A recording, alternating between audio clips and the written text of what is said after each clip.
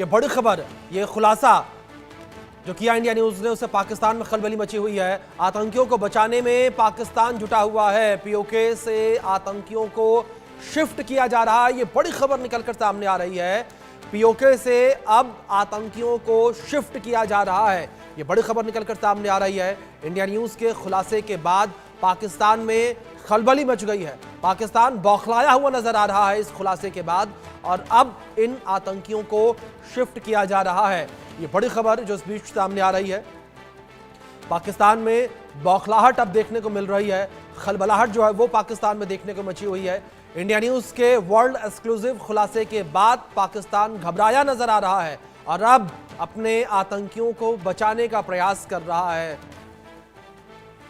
सीधे रुख करेंगे हमारे सहयोगी अजय का, जिस तरीके से लगातार अपडेट्स अजय हम तक पहुंचा रहे हैं। Ajay, over to you. बिल्कुल अभिषेक, आपने ठीक कहा। सबसे बड़ी खबर इस वक्त की जो इंडिया न्यूज ने बताई कि कैसे 42 वो ठिकाने जहां पर आतंकी और आतंकी कमांडर लॉन्च पैड में बैठे हैं और इंतजार में थे कि जम्मू कश्मीर में वो दाखिल होंगे, और इन 250 आतंकियों के ठिकानों का पता जब हमने बताया है, जानकारी ये है कि पाकिस्तान में खलबली है और पाकिस्तान उन आतंकियों को दरअसल उन लॉन्च पैड से अपने कैंपों तक पहुंचा रहा है ताकि किसी भी तरीके से उनकी जान बच सके। लगातार इसी तरह से पाकिस्तान कर रहा है। पिछले 30 सालों से भी ज्यादा समय से पाकिस्तान इन लॉन्च पैड्स के जरिए भारत में आतंकियों को लॉन्च करता है, यहां भेजता है, और पाकिस्तानी सेना लगातार मदद करती है कवर फायर के जरिए अलग अलग तरीकों से। मेरे साथ मेरे साथी आशिक मीर भी जुड़े हुए हैं नॉर्थ कश्मीर से। आशिक, लाइन ऑफ कंट्रोल का वो इलाका जो पिछले अगर एक साल में देखें तो सबसे ज्यादा घुसपैठ जिसने देखी है वो कुपवाड़ा और उरी का इलाका है। क्या कहेंगे, एलओसी पार जो लॉन्च पैड हैं अब इनमें हलचल तेज हो गई है और पाकिस्तान में आतंकी सेना के कैंपों तक पहुंच रहे हैं।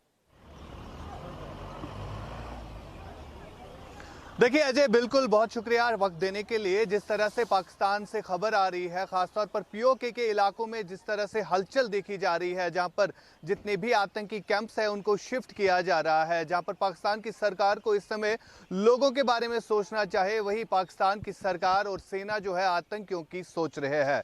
इस समय हम एक सीमावर्ती इलाके एलओसी सेक्टर उरी में है। यहाँ पर आपको तस्वीरों के जरिए मेरी वीडियो आपको दिखाएंगे कि ये वो इलाका है जहाँ से आपको सही असली हीरोज की तस्वीर दिखाएंगे। आगे जो आपको तस्वीर दिखेगी ये कांस्टेबल मुदस्सिर अहमद शेख की है, जो कि आतंकियों के साथ मुठभेड़ में शहीद हुए थे, और साथ साथ कई सारे ऐसे सैनिकों की तस्वीर है जो जम्मू कश्मीर पुलिस के हिस्सा रहे हैं और कई सारे एनकाउंटर्स में ये शहीद हुए हैं। यानी ये जम्मू कश्मीर की असली तस्वीर है। और लगातार जिस तरह से बीते कुछ हफ्तों से हम देख रहे हैं सीमावर्ती इलाकों में तनाव की सूरत हाल बनी हुई है, खासतौर पर पिछले 6 दिनों से लगातार उरी के इस सेक्टर से लगातार जो है युद्ध विराम का उल्लंघन हो रहा है, जिसका मुंहतोड़ जवाब जो है भारतीय सेना दे रही है।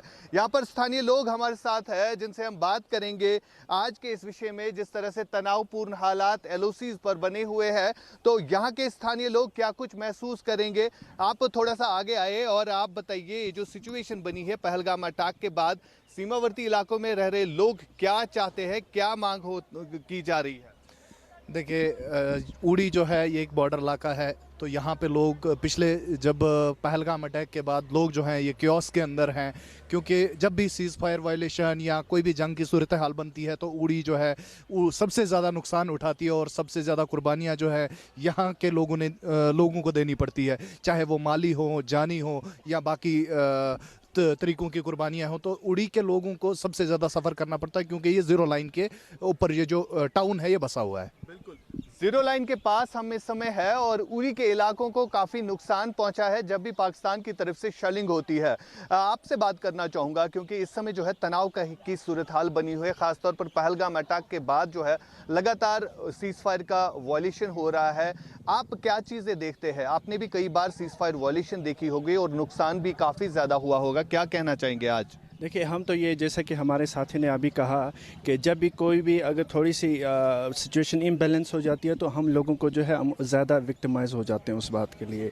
तो अब जैसा कि अब ये पुलवामा का ये इस वक्त हुआ है, नहीं पहलगाम का, पहले पुलवामा का हुआ था, उस वक्त भी हमारे यहाँ पे सिचुएशन बड़ी टेंस में रहते थे यहाँ पे लोग। और अब जो है यहाँ पहलगाम का हुआ था, इस वक्त जो हमारे यहाँ के लोग हैं, जैसे इन्होंने कहा कि हमारी जितनी भी पॉपुलेशन है ये मैक्सिमम जो है ये बॉर्डर एरियाज़ में रहती है। और हमारे उड़ी टाउन जो है ये लैंड लॉकेड इस तरीके से है कि हर जगह से इसको बॉर्डर लगती है, चाहे वो पाकिस्तान की बॉर्डर हो या फिर किसी जगह से आप देखोगे थोड़ा सा चाइना का है।